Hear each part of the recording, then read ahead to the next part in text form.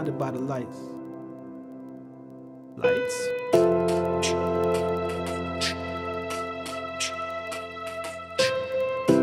The fame, fortune, can you see?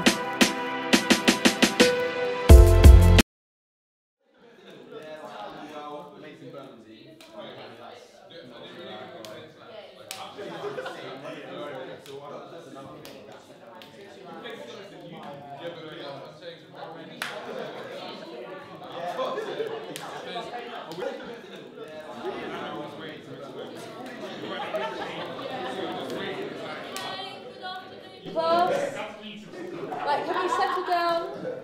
Rose, turn around, please. We've got a lot to get through today.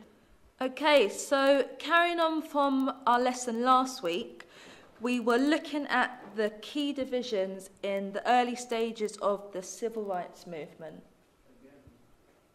and the general impact across the board. Sam, come on. Sit up straight. Right, stop slouching. This is the perfect opportunity for you to engage, so make the most of it. But we learn the same stuff every year for Black History Month. Every single October we learn the same things, either apartheid, slavery, or the civil rights. How many of you guys have actually learned something new these last years? See? That's what I mean. Sam, this is our history, come on, man. No, seriously. Do you guys know anything about Ralph Bunche, the first black person to win a Nobel Prize? Or that the richest person ever lived was a black man named King Musa I of Mali? What about Ella Baker? What about Ella Baker?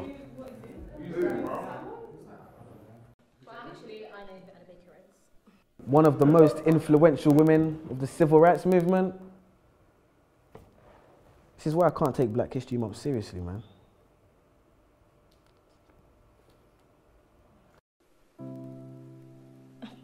But Samuel, the curriculum is designed to help you think about Black history critically.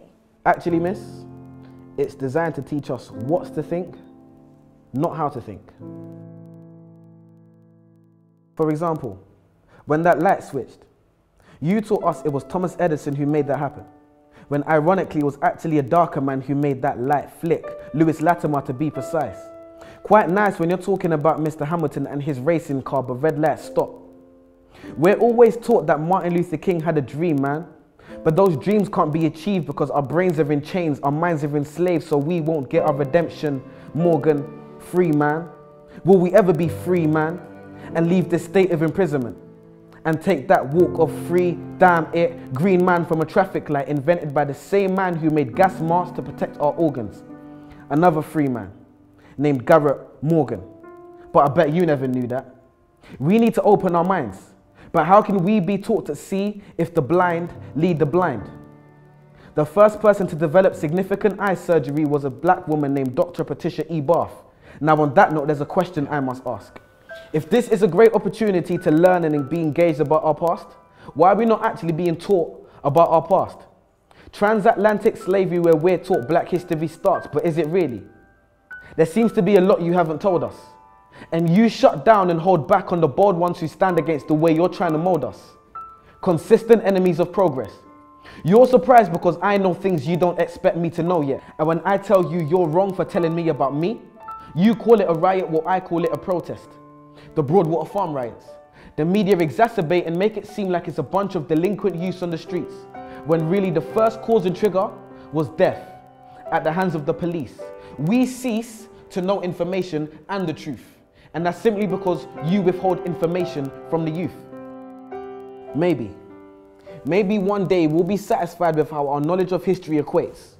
Well, I'm sure like me, you're waiting for the teacher to fill in that space. So do so then. No answer. Well, maybe I can help and just throw out there some names. Mary Seacole, a Crimean war nurse. Mary Prince, a black female author. To be precise, she was the first. Bernie Grant, influential local activist and respected MP. Trevor McDonald, one of the first black ITN journalists to hit the TV screen. Jamal Edwards and SBTV. And when Fuse ODG brought the Azonto dance to the UK, and my foot swayed to the left and to the right like the wipers of a car's windscreen, and DJ Abrante brought Afro beats to the streets. See, it's funny when we think of our childhood memories. A man who was actually funny, Lenny Henry. Many others, and the list continues. Marcus Garvey, Haile Selassie, Bob Marley, Ignatius Sancho, Tupac, Fela Kuti, Muhammad Ali, Maya Angelou, R.I.P., Kwame Nkrumah, the first Ghanaian president who retained independence from England, the Windrush ship which brought Caribbeans to Britain. So much to learn in just 1 month. A tip of the iceberg, a tiny grace. And what was the first black Roman emperor's name? Years passed and we're still caught up in the same civil rights age, which isn't bad if you learn something new, but we don't. And we're not being taught enough about our culture, so there's no one else to blame but you. And if not you, then who? Questions, questions, questions. If you're not teaching us these things, then I'm inclined to believe it's because you don't know. No. You're the teacher. Your job is to teach, so you must know. And if you do, that must mean you don't want us to know, but that's low. If the information is accessible for our knowledge of our culture to grow, then why on earth wouldn't you want to let us know? Why are you focused so heavily on the influential but very few men and women who made things happen for us? Why are my people being highlighted for a predominantly negative past? Why do I know the things that you don't and I'm not the teacher, you are? Why are you focused on our negative past but not on our bright future?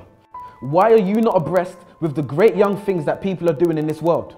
Why are young people's trademarks and stereotypes gang culture and young pregnant girls? Why are the young people not being given the time of day? And his name was Septimus Severus, by the way. I'm sure as a student, the code of conduct has been breached. So I'll stop here and let you do your job. So teach.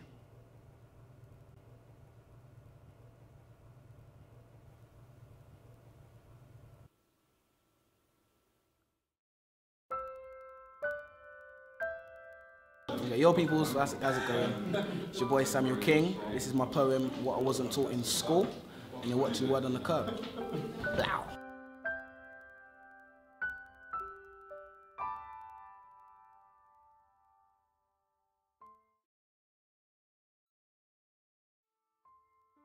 And now, an exclusive first look at the upcoming project from Black Channel Films.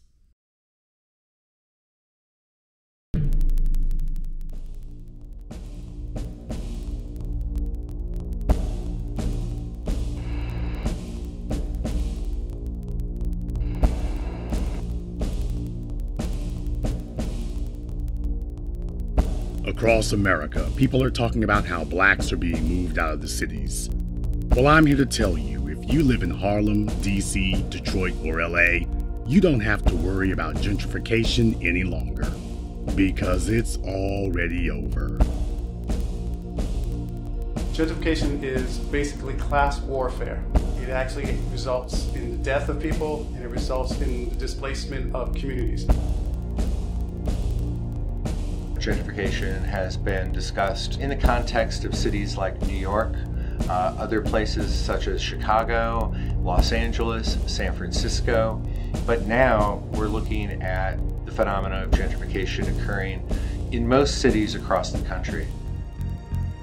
My tax dollars have been used to create financial incentives to get developers to build housing where there are $2 million penthouses and $3,000 a month studio apartments being created in Harlem. Is that for the people who live in Harlem who make a median income of $37,000 a year? It is not. Who is the development being done for? If development is accompanied by eviction, then that's a problem. There's no hiding your head in the sand any longer, because whether it's removing you from your own history or from your own home, the rich are here, and you will be moved. Give me 20 years and there will be little to no black people living in Manhattan except for those that live in public housing.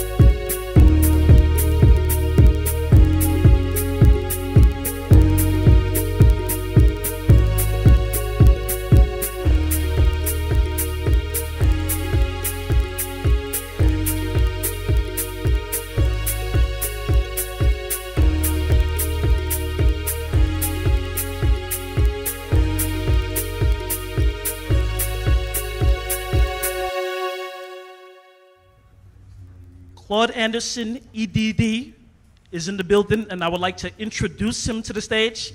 I would like to welcome him to the Black Empowerment One Convention.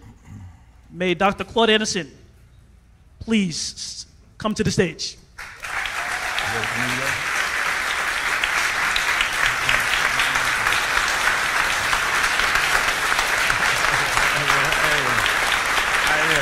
Hi, everybody. Hi.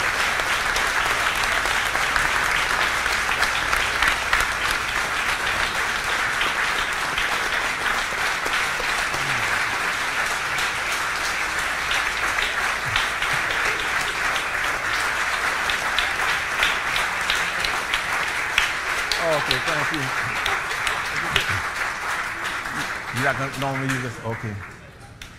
Thank you for that very much appreciated applause. Let me say I am purely delighted to be back in Chicago with some of my people. I have to you don't need that? Okay. I have to confess up front that I just, for whatever reason, my greatest weakness, I just love black folk. I don't know why I don't. And all these years going all around the world, people say, I can't stand this black person. I said, black people have never done anything bad to me. And I've been traveling with governors and presidents for all these years in almost every country on earth speaking to represent black folk. Black folk have always made me proud, and I've enjoyed them. They've been extremely courteous and beneficial to me, so I just love you all. That's my weakness. But more importantly, I enjoy being back in Chicago because I attended school here at a number of universities. I used to live at 6120 Greenwood, right off the University of Chicago campus, and right near Cottage Grove and 63rd. And I was a young man then. Boy, that was the most exciting place on this earth to be in Chicago, on 63rd and Cottage Grove. That was what, and you could, on a Friday night or a Saturday night, anybody in Chicago, if you stood on that corner, you would see them. Because we had a very strong, viable black community in those days. It just enthralled me. I was excited just to go out there and stand on the corner and watch. And I could walk from Cottage Grove then. I've been there for 30 or 40 years now. I could stand on the Cottage Grove and 63rd and walk all the way to Stony Island. I could see Red Fox, B.B. King, Lonesome Sundown, Jimmy Reed, Mahaley's, Ramsey Lewis, Ahmad Jamal, all these kind of people. Because we had communities then. And, but now all that's gone from what I hear. But anyway, so I'm back with you all, and I'm back in Chicago, and I'm glad to be with you. Now, Jason Black asked me to come here on his invitation and says that, I said, what do you want me to do? He said, I want you to talk about the state of black America, point one, and two, tell us what we should be doing to correct some of the problems. Just first tell us where we are. And I say, I'm going to do that. But first, let me tell you up front that whatever you've seen on TV every day, don't pay any attention to it as far as what blacks are. You'll watch it, okay?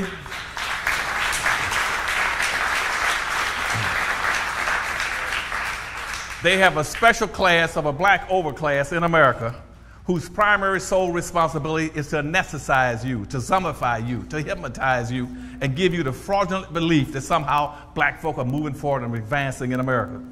You're not. In proportional comparative terms, you're going backwards.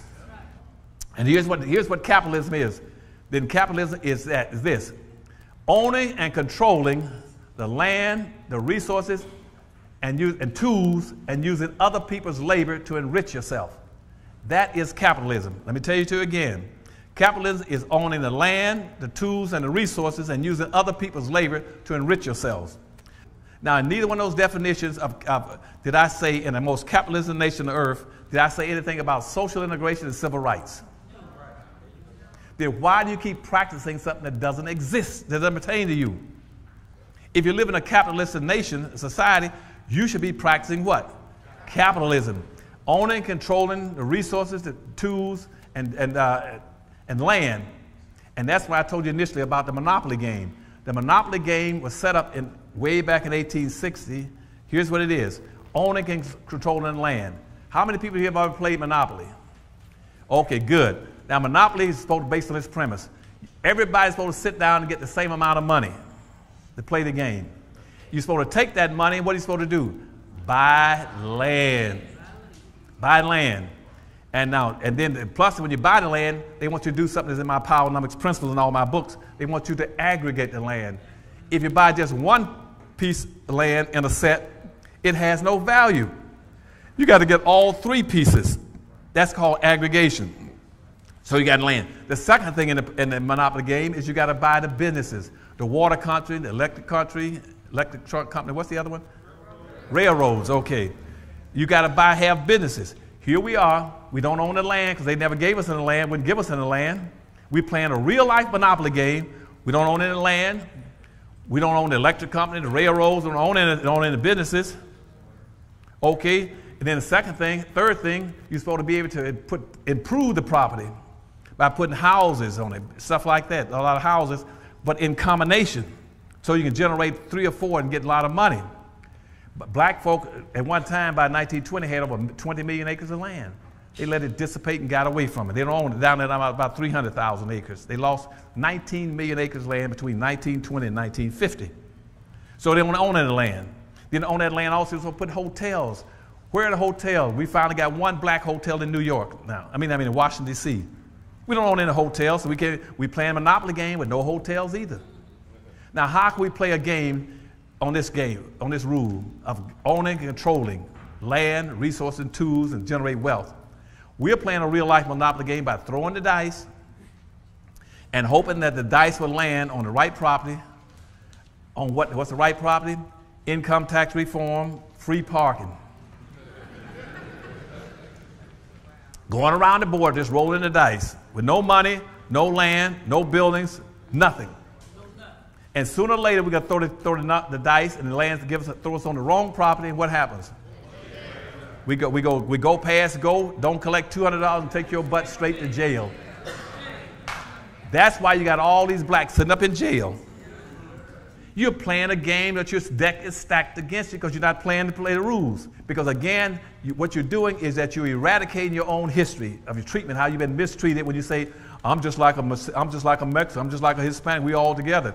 And right now what they want to do is to put those groups in protected class, and Obama just proposed to put transsexuals into a protected class. Even though we couldn't, even back in the 1860s, they took black folk out of the Freedmen Bureau. Now they're protecting all these groups, all these immigrant groups coming and getting all these protections, and nobody wants to protect black folk. Because we've been trained to go around and want to save the world. Save the world. Stress your exceptionality and say, don't put us in any of these broad categories. Put us, everything coming to black folk, we want you to put it out in front of us where we can see it. If it's for us, let us see it. Point one. And secondly, do not give us any more symbolism. No more symbolism for black folk. Yeah, okay? They're always trying to give black folks symbolism. Well, look what we've done for y'all. We gave y'all Martin Luther King's birthday. Who cares? That doesn't put no biscuits on no black folks' table. I want you all to only take and want and demand that which you can count and measure. See, if you can't count and measure, we don't want it. Don't be telling us, well, we're gonna give you all a special holiday. No, I don't want no special holiday. Give me some money, okay? And so that's the first thing. Go to your blackness, claim your exceptionality. Don't let anybody equate you to anybody else. When all these people run across the board and say, we're equal to you, no, you're not equal to me. The next thing I want you to do is that now we can go back and build our communities because we're going to play a real-life monopoly game. And you got to have the land. I want you all to start building black business communities. Build a black business community someplace. Because otherwise you cannot get wealth unless you have a community. Right now, we do not have not one single solitary black community in the entire United States. It is impossible for you all to play and win in this society because the deck is stacked against you. They want you to play as individuals, an unknown person where you don't know each other. You go back and say, no, we're going to build black business communities. Now, why don't you have any communities? Because, see, everybody else has communities.